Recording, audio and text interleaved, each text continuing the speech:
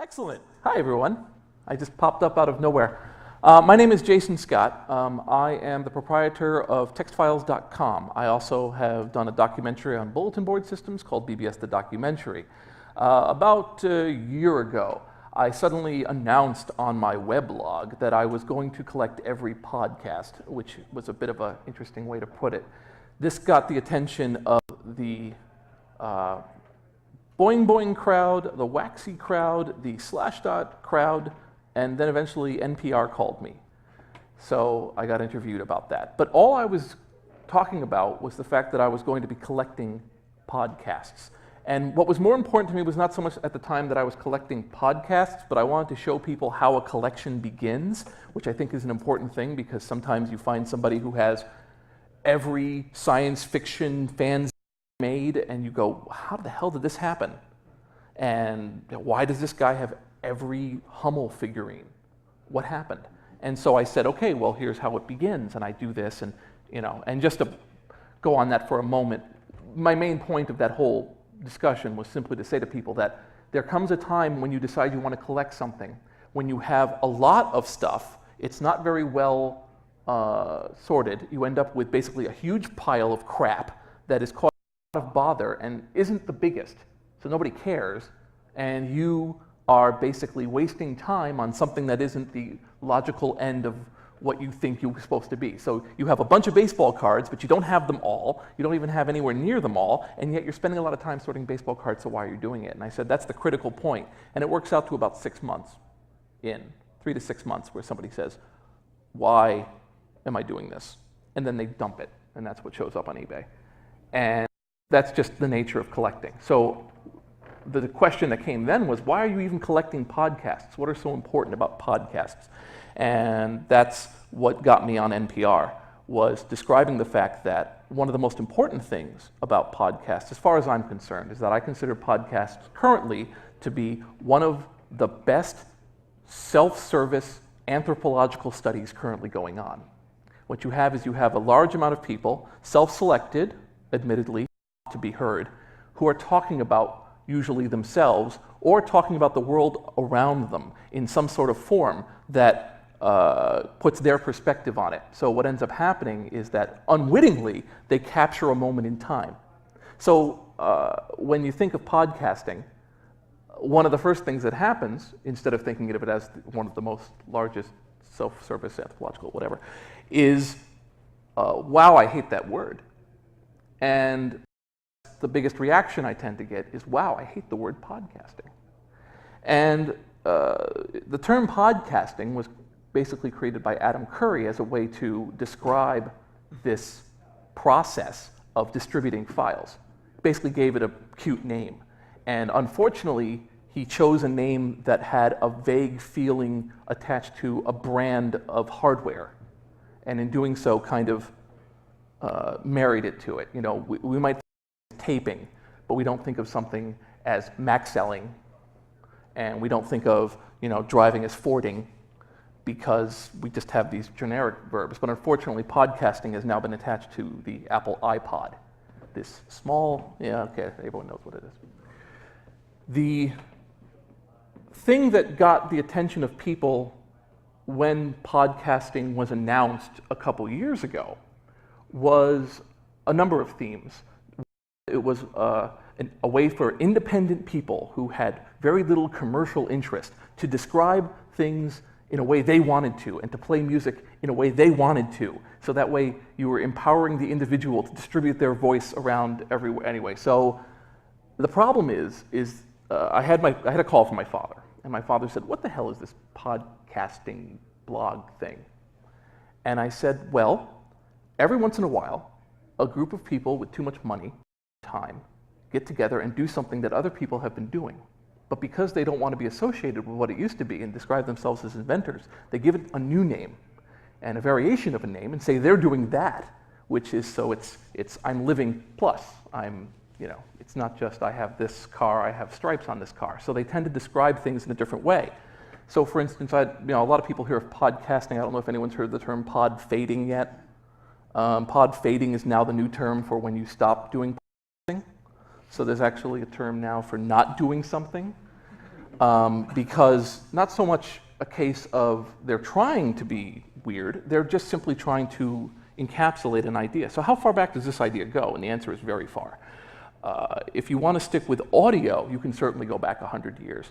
So let's stick with audio. But there's a little bit to be said for the fact that mimeograph, the ability to photocopy papers easily and send them out, contributes to this. But even before then, the advent of wireless radio was basically, initially, a way to sell things. It was a way to send out information to people without having to use phones, which at the time were extremely expensive for such a thing, and for the price of a transmitter, get your message out. So one of the surprising things people don't know is that in the 20s and early 30s, when the FCC did not exist in this fashion, there was kind of a free-for-all, a very exciting free-for-all, where basically anybody could say anything they wanted to on the air over anybody else. And in fact, a lot of these stations that came out were basically mom-and-pop operations. So you'd have a hardware store, and then you would have this gigantic fucking tower out the back of it with no real regulation as to how big it can be or what it's doing and how can they spray each other out. And so once they started to actually become regulated and illegal, they actually moved to Mexico and started to broadcast across the, just literally cases where in rainstorms they would shoot out lightning because they get hit by things because they were just so much electricity being used to do this. So the idea that there was kind of a clean, fun, happy-go-lucky radio of quality and then it kind of turned into crap is not entirely true. However, it is worthwhile to notice the trend that radio took. I'm not going to talk too much about ham radio and shortwave. We'll stick with the idea of commercial radio because commercial radio was the first case of a medium where they were trying to present to you an experience, either through news or through music or through whatever other political information they wanted to get across. And the potential of a medium like that is huge and is what really excites people when they hear about it. Of course, the first thing they find out is how much it costs and startup costs. And startup costs are what kills you in this kind of a medium. When you want to broadcast to people, when you want to let a lot of people know something, the rule has always been, wow, that's really expensive. That's an extremely expensive proposition. You can spend literally tens of thousands of dollars to get a license for the right to be able to broadcast. So what ends up happening is, did you lose me? Good, no you didn't. What's happening is you end up with a few small stations that end up in any particular town. And as a result, those stations, to encourage advertisers to be able to sustain their costs, end up having to make certain shortcuts. Now, none of this should be news to you. I mean, this is just the basic concept of commercial media. But it's important to note because what happens is that whenever a new media shows up, whenever a new way of broadcasting or a new way of getting your message out comes out, the first thing that anybody who's promoting it wants you to know about is how you are not encumbered by the previous incarnation of the media's weight. You don't have to worry about this regulation, and you don't have to worry about advertisers, and you don't have to do this. So isn't that great? Now, that only sustains itself for very long. There's a good example in cable, where cable was commercial free, and that may predate some people in the room, but cable was commercial free. The idea was, since you were paying money for this infrastructure to be installed, you didn't have any commercials, right? Well, that's not the case anymore.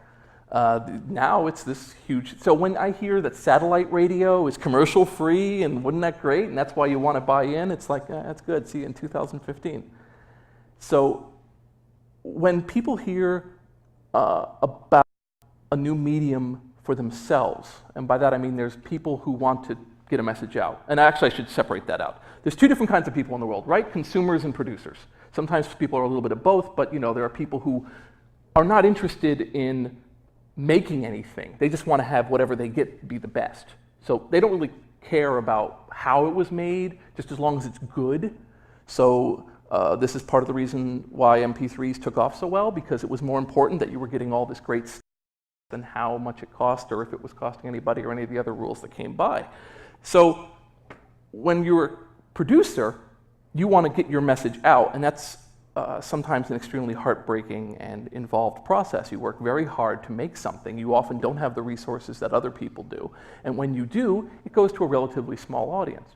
So moving back into time, the natural process that would happen once the FCC moved, regulations kicked in, it was a certain amount of money to broadcast, was the advent of pirate radio. Now this is done a variety of ways with pirate radio. One of the ways that people would do it was simply to broadcast for short periods of time in towns that they were living in as fast as possible and then disappear again. So when you were listening, you'd basically look for a place on the band that wasn't being used, and you would have your own little transmitter that you whipped up, and if you had it pre-recorded, earlier times it was a little harder, but had to do reel-to-reel versus anything else, but you wanted to pre-record it because then you could mount your little thing on the back of a truck and kind of drive around town until your tape ran out and then disappear again.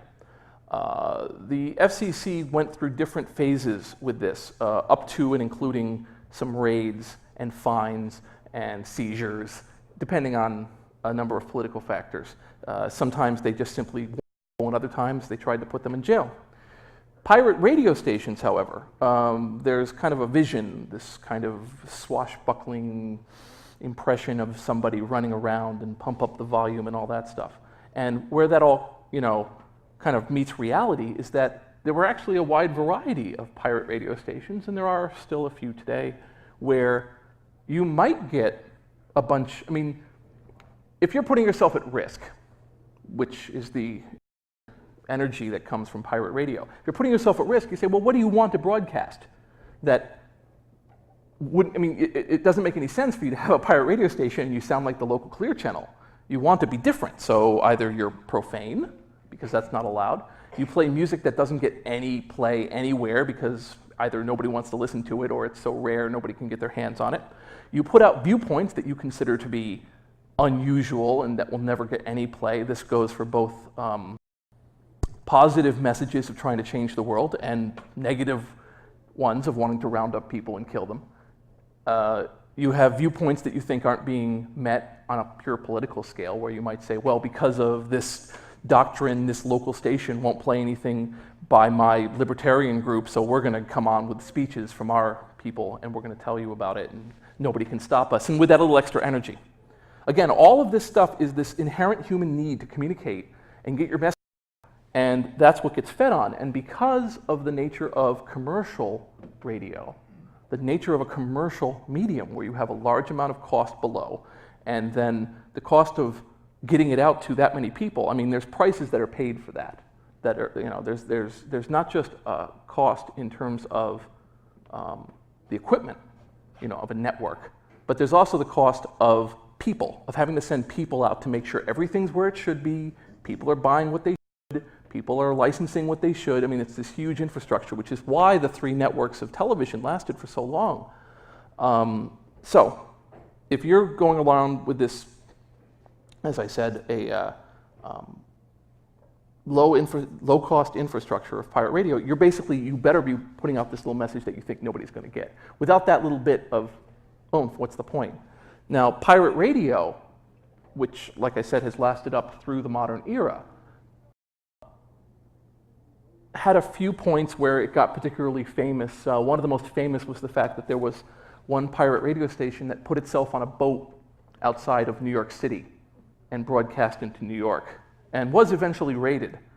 But that whole concept, right, of a radio station on a boat broadcasting to one of the biggest cities in the world, and eventually they come and they take them away and arrest everybody for having this radio station, is a really romantic ideal. Again, all of this is a part of podcasting in its own way, because podcasting, this new idea, quote unquote, has to feed off of all this old romantic ideal. Now, MP3s, this fully licensed proprietary format that was essentially swiped, had been around since the late 80s, but it wasn't very effective. in 1988 was when they first got MP3s to work, but it took 3 days to encode 1 second. So the processing power just simply wasn't there to be able to use these for anything. It's not till the mid-90s that we, when MP3, the MPEG-1 layer 3 audio format is encoded by machines to be played on anything playing MPEG, that somebody had the bright idea of, well, why don't I just strip away that encoding mechanism and produce MP3s? And what you got was 1 megabyte a minute, which is enormously smaller. I mean, but in 1995, you're still talking about a case where a 10 to 20 megabyte hard drive is not an unseen thing.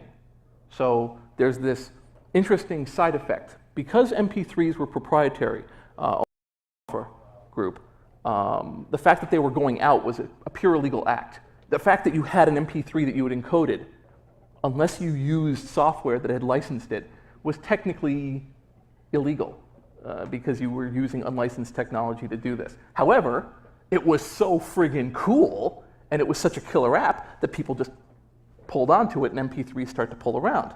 This drives increased hard drive space needs, increased bandwidth needs, and increased machine power needs. So in a way, this need to hear sound drives this computer industry even further, right? I mean, as soon as people say, well, it's not playing them loud enough, or I need more space for my music, or I need to be able to rip these things, that drives it. So there's always this positive aspect. Well, MP3s, the industry had been creating digital music now since the late 80s. They had been creating it for compact discs, 6 waves that would go onto this piece of plastic. And of course, like we said, the waves were so large that to transfer them wasn't a very realistic idea. But transferring something that was a megabyte a minute, you could put the machine away for a day. So we get to this late 90s. MP3s are now being traded, and people are recording shows to distribute.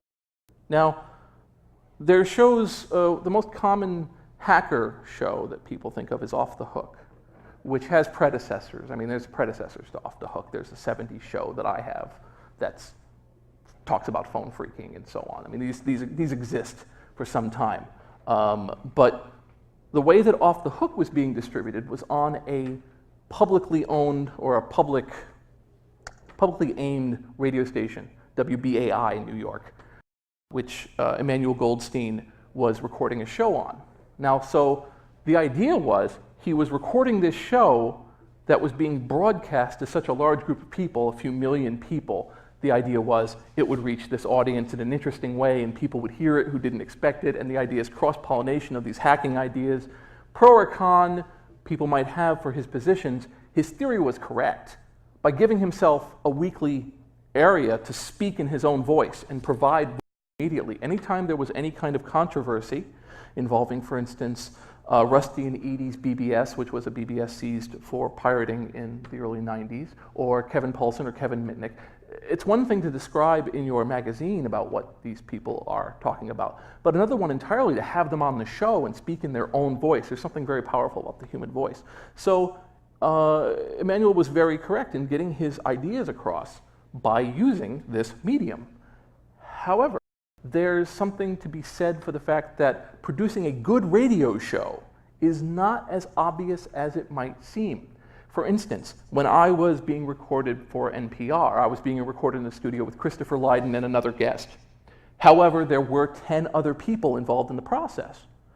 He had 2 people whose jobs were simply to take in phone calls to try to figure out who they were going to get. They had one person who had several people on the phone who they called ahead of time to keep on in case we slowed down. And Christopher Lydon had a doppelganger, a producer, who was listening to what he was saying and sending him messages across a little screen, which in the old days they would use pieces of paper, that basically said, go this way, go this way, go this way, or this person's on the phone and ready to go when you are, and so on. So when you hear a person speak like that, you have to realize that radio works in the invisible. Radio works by hiding things. So it convince you that it's one person or that nothing is going wrong because they're just so good at it. But the answer is no, they're blowing a lot of people behind the scenes to do this. So when I hear modern shows and it's just a guy and they wonder why it sounds a certain way, when I record a show myself, when I do one of my own shows, I record myself and then I pop it into an editor and then I make myself smart. Because I know that I'm fighting up against an infrastructure, so I don't consider it cheating. The importance of the information gets across. So by the late 90s, with the advent of MP3, a number of shows are coming out. And by that I mean there are people who are recording conventions, who are recording music that they like, who are recording basically talking with other people, and they're putting them online for people to download, which is relatively clunky. One of the only reasons why fucking Real Media even got a foothold on anything was because it introduced this idea of easy streaming. The fact that it was relatively good, and the fact that it worked so that you didn't have to put a full file and have people download it just not to use it, as opposed to downloading just enough that they want to listen to before they get bored to save bandwidth, and allowing you to track it and allowing you to charge people to use it. Provided all these services. They saw this. This is also, I might add, the advent in the late 90s of push technology, which was a welcome flash in the pan. And push technology was a way of reimagining the internet so that it became television again. Idea being that most people don't wish to produce their own content, so providing them with all these tools to produce their own content is a bit of a waste, and and allows for it's basically an opening so that you can commercialize it by saying to somebody, you don't have to waste your time creating new content or looking for it, we'll give it back to you. This was exciting enough that Netscape and Microsoft both bought into it and purchased smaller companies that sort of involved themselves in this technology to become evangelicals to produce this stuff. So while a part of a lot of people, and this is important, when people do this, certain people go, well, that makes sense. I don't mind turning my internet to channel 3 and being ready to watch all day. Other people say, wow, that's a blasphemy of what the net was designed for. And that division is very important because that division will continue to the present day, especially as bandwidth increases and you're able to basically emulate television. I mean, what happens when you can basically get full screen television coming about as fast as you expect it to in TV in the future? Will people just stop producing their own content? They want to kind of just pounce into these preformed channels. So that dichotomy of both being consumers and being producers just gets stronger as the technology matures.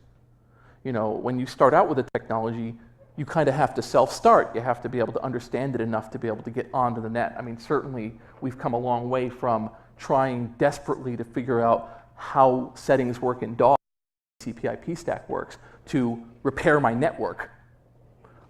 You know, this is just a manifestation of consumers increasing to the point where you have people who aren't technically involved in a process. So with these shows being available, they were available, but they had to be found and downloaded. And more importantly, you had to go back and check again to see if they had changed the content. Now, that fundamental need by you as the consumer to go out and seek things was the big stumbling point in late 1990s internet experience as far as content producers were concerned. Why would you want to keep checking this site? Oh, nothing's changed. This also causes people to want to do anything they can to change their content every single day, even if it's a minute amount, just so you'll keep coming back and look at the ads. So this is kind of what pushes weblogging into the forefront. I mean, certainly weblogs exist long before the word weblog or blog. But the idea that there's software that would just change things far enough. Now, in association with the Netscape site, a standard comes out based on XML called Really Simple Syndication.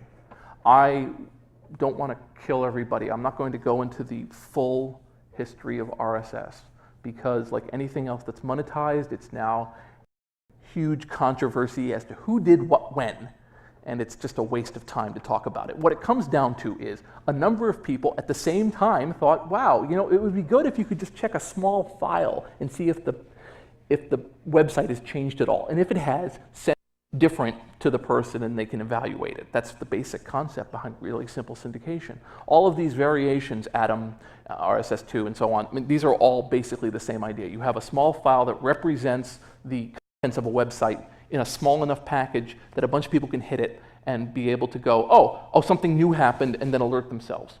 It basically turns, again, things into a channel.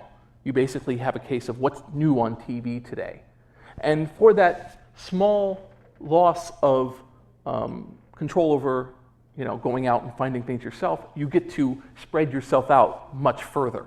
So in some ways it's extremely powerful. In some ways it's limiting because you start to think of the website as simply a linear set of new events that happen. Same thing with podcasts. You tend to think of them as singular files. And what's the new show today as opposed to what happened before? Whatever happened before is useless. It's a rerun. Who wants to learn about that? So that's the danger of it. That's always the danger of it.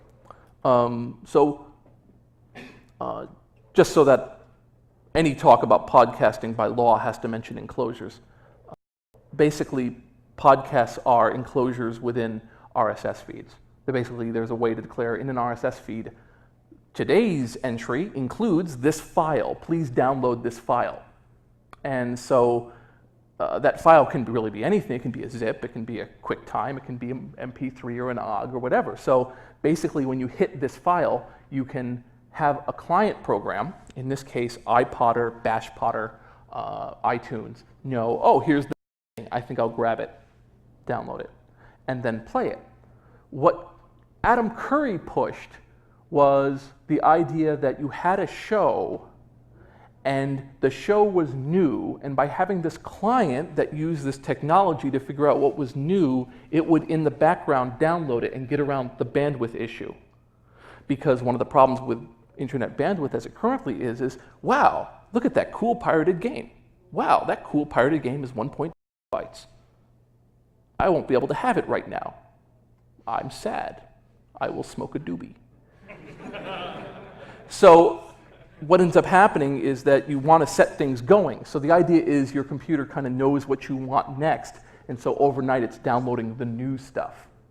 And obviously, you know, as time goes on, people combine technology. So obviously now there's a way to say, well, instead of just downloading it, let me BitTorrent it. So you can say, well, the new thing, here's the new where, I'm going to download it via BitTorrent, and it'll let me know when I'm finished. This has certain parties in apoplexy. But that idea is pretty, I mean, it's just a fundamental human need to want their stuff to come to them as easy as possible. And if it's a little bit of extra effort to do it, as long as it's a concentrated, if I work a little bit harder now and get this thing or pay this money, and it's a little easier for me from now on, I'll do it. You know, that's, you know, just the idea behind, I'm going to buy a little bit better equipment now because it will save me all this pain later. People do that, right? So the idea with these clients is, okay, if I download this client and I understand it just enough to get to these feeds, great, I'll do this from now on. So Curry to use these clients to download these files onto their iPod. The idea being that the next day you'd have your 5 new shows about any number of subjects, and then you would listen to them as if they were new shows and they had just appeared that day, which for you they probably did, and you could hear it. Now his show was the Daily Source Code, and again, Adam Curry, I mean, you know, Adam Curry was one of the first MTV VJs. He involved in broadcasting one way or another for about 20, 25 years by that point. I mean, he's not as pretty as he used to look, but he's a hardened, you know, showman, a hardened entertainer who knows how to piece a show together. So when people hear him and they're inspired to do it themselves, they forget that there's a quarter century of experience behind each and every show. Well, these podcasts, many of which already existed in other formats, had already been available in these downloadable forms, started to say, well, I do podcasting too. I produce this show with an RSS feed. So they start to expand. Now, that brings up an interesting question. What is a podcast in that way? Because when I told people that I was going to download every podcast, the initial response was, you're full of shit, you can't. And the answer is I can't. Simply, people consider podcasts now are completely out of range. The way that I download every podcast, by the way, is that I took a program called BashPotter, which is essentially a bash script that knows how to take an XML file and parse out the enclosures, and it pulls down every enclosure that's new from a feed. And I simply give it thousands of feeds, and they come down. And so I have this machine that is downloading podcasts 24 hours a day, 7 days a week. And I have a second set of routines that go out to DVD-ROMs for storage. So I have like 1.5 terabytes of them now, or something like that. Something like 5 or 6 years worth of audio. And I have something on the order of 6,000 to 7,000 shows. So I go through these shows, and you go, well, what are most of these shows? And most of these shows are, hey, I'm humping my laptop for 2 hours. You know, essentially it's just, I'm going to play these 20 MP3 files to you for the next 1.5 hours, and I'm Candy Striper Radio, or whatever the hell his name is. You know, a lot of people, given this technology, their initial response is, dude, listen what I just heard today. Which, you know, was interesting in the beginning, because at the early time of streaming audio, of shoutcast, of real media, it was very much up in the air what the legality of this was. You know, radio stations pay money to play music. And it's not always obvious to people because of this hidden infrastructure, but there is a complicated set of payment schemes, ASCAP, BMI, that track what you play and come in and charge based on that. So that was kind of lost. It's not really known, so it's kind of lost on people streaming music. So for a while, it wasn't exactly clear, well, is this legal? And the person would say, well, I'm not giving it to them, I'm just streaming it to them. They can't keep it. And then, of course, stream rippers come out. So everyone gets it. Automatically named. So the technology is going fast and fast. And then there's the problem that radio stations began to stream and call themselves podcasts. And this got actors involved, because an actor gets paid for performing in a commercial and gets residuals based on how many times that commercial is played. What happens if it's played over the streaming radio? And you got to pay for that. And then it got involved because, unlike radio, where they have to kind of estimate your listeners, they know how many listeners you have. You have 2. And so the answer was, well, for every listener you get, which we know, you have to pay this amount of money, which was, if you calculated it out, the difference between dirt and champagne at how much it was costing you. So a lot of radio stations that were streaming said, well, we can't afford to really keep streaming this kind of stuff if we're going to have to pay this amount of stuff. And this became a huge debate, and the outcome is at best murky. There are a bunch of rules based on how much money you make. If you make less than 10,000 or 20,000, I forget the cutoff, for you being a private individual, and then you can play things. But on the other hand, if you're just streaming music and that's your podcast, there's some debate as to whether or not you should be paying or not. So the question is, well, what do you think is a podcast? And I think a podcast is one more where a person is providing original content. The original content can be musical, or it can be spoken, or it can be interviews, or it can be recordings. But you're producing this content, and then you're producing it. And actually, what I've discovered is that the number of people doing that is actually extremely small. Not many more than 100 at any given time are really doing that. Most shows, I find, last about 3 months, 3 to 6 months, unless they are an already extant thing being transferred onto the internet. For instance, sermons. I have a lot of sermons. So these sermons were being recorded every week and being put on the local AM station every week, so it was painless for them to put it up on a podcast. So I learn about the glory of God every week too. So there's also ones where people are producing news for the purposes of some organization. Well, they put it online for other people to hear. And so that kind of stuff is interesting because they're just transferring it to a new medium. To them, podcasts are just another mimeograph. There's no meaning to it. They're not like, wow, we reach all these other people. It's just, oh, here's a cheaper way to broadcast this stuff so people can just grab it again. There are podcasts on wine. There are podcasts on movies. There are podcasts on politics. I've heard podcasts on kind of esoteric subjects that maybe 5 people care about, but I've also heard podcasts that in many ways try to ape commercial radio and say, well, we're going to produce this kind of, we're going to do tech TV, but it's going to be me, and I'm smart.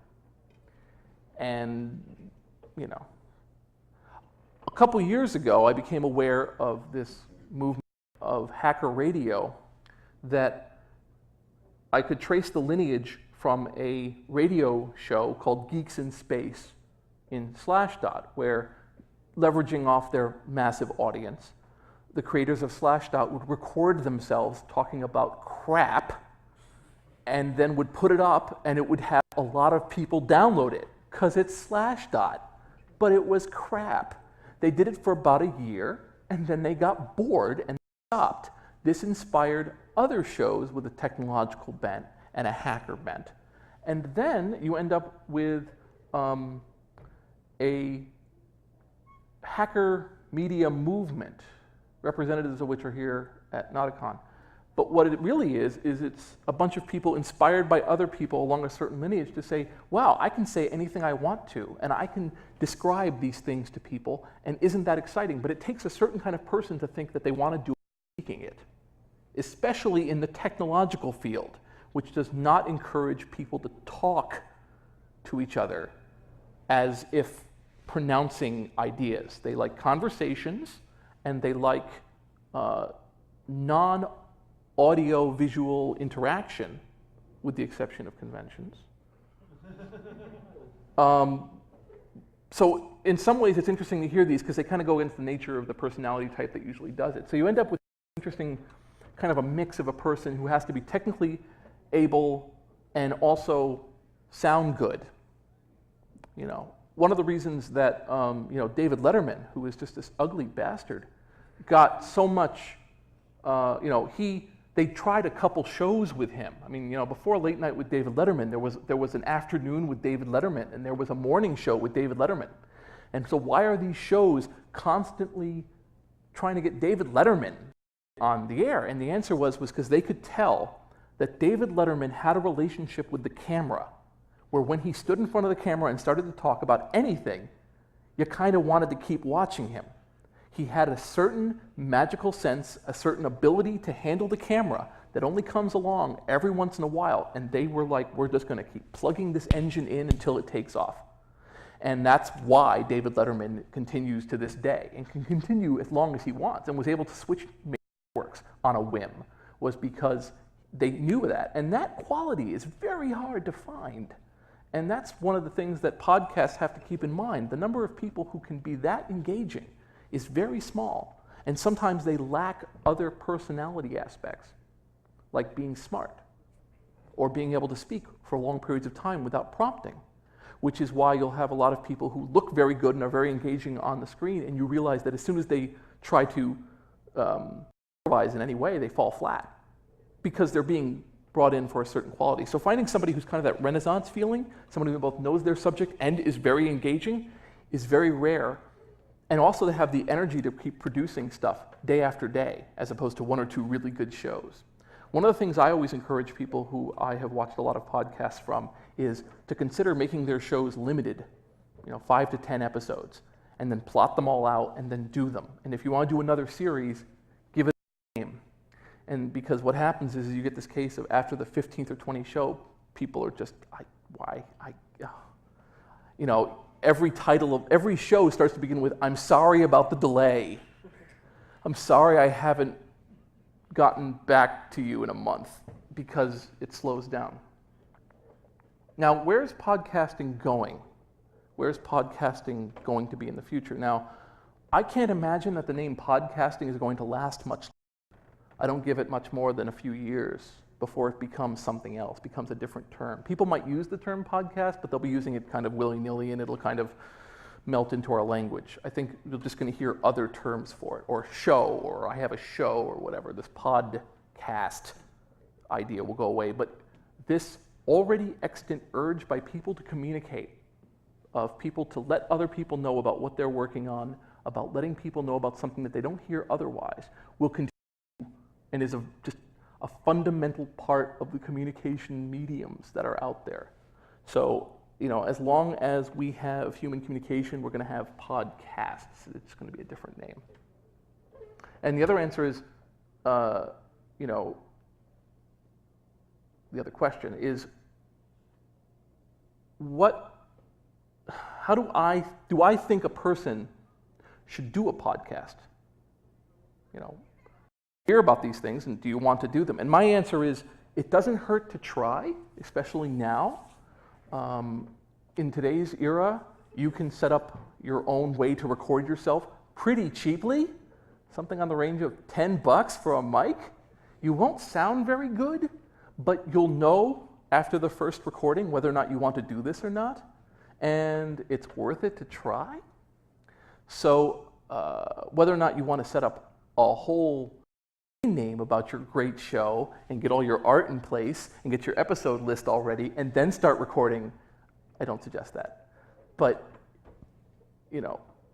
one of the really miraculous things that has occurred in the last 10 years, certainly in the last 10 years, definitely in the last 5, is this amazing drop in the cost of producing media. It had been going down for a long time. The difference between having to have something sent out to the printers to set print and to have things separated by color so that you could print it, and you'd have to have a minimum 1,000 run, to today where you print full color laid out things and then crumple them up because you were off by a centimeter, is an astounding thing and can't be stressed enough. The fact that you can now buy 1 terabyte discs, which are actually, of course, a couple discs put together, but the fact that you can purchase this, that you can buy 200 or 300 gigabyte drives, $50 on special, this amazing stretch of media, it's worth it. It's worth it to jump into it. I always encourage people. Right now we're doing what some people would call a podcast. We're doing Notacon Radio in the other room. Notacon Radio is a bunch of schmucks with a microphone and aiming themselves at a stream and recording themselves and adding to the nature of communication. When we did this last year, it was an amazing success. And it was an amazing success because it was such an interesting variety of people who we just threw onto a microphone, some who had never been on a microphone before in that way, and just talking. And we produced something on the order of, I think, 13 hours of stuff. Just beautiful discussions, some of them profane, some of them wondrous, some of them horrible, but all of them real and all of them just people, stuff you wouldn't normally hear on the air. So it was beautiful, and that's why we're doing it again this year. We're going to do it all through the weekend, just recording. And we encourage people to stop by and make it so I don't have to be on the air. And just, be a part of this, try it out. So anyway, I guess if there's one thing I want people to come away from, is that the history of podcasting is the history of communication. Podcasting is just another name for communicating. So the history of podcasting, it's long indeed. And the future of podcasting, also long indeed. All right, that's it. Are there any questions, just very quickly, like why are you still on the stage? Nope. All right, I answered every single question. Excellent, that's the best speech. Oh, one other piece of technology. Currently, right now, I am wired, wireless for them, wireless for myself across here. So life is getting cooler by the minute, isn't it? That's just neat shit. So anyway, just wanted to pass that along because, it's a technology conference. Anyway, thank you very much for your time. Oh, you in the bright sun. Yes.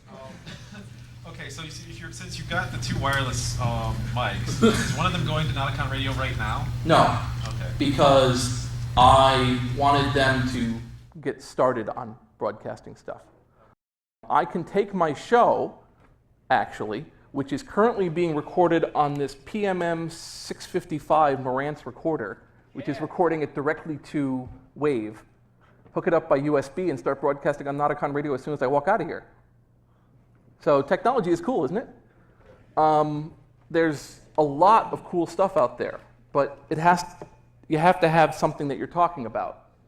You have to, things are getting better, but the real future is content. Anyway, basic stuff. All right. Anything else? That's it? Okay. What time is it, by the way? About 5 of? Yeah. You didn't give me my warning.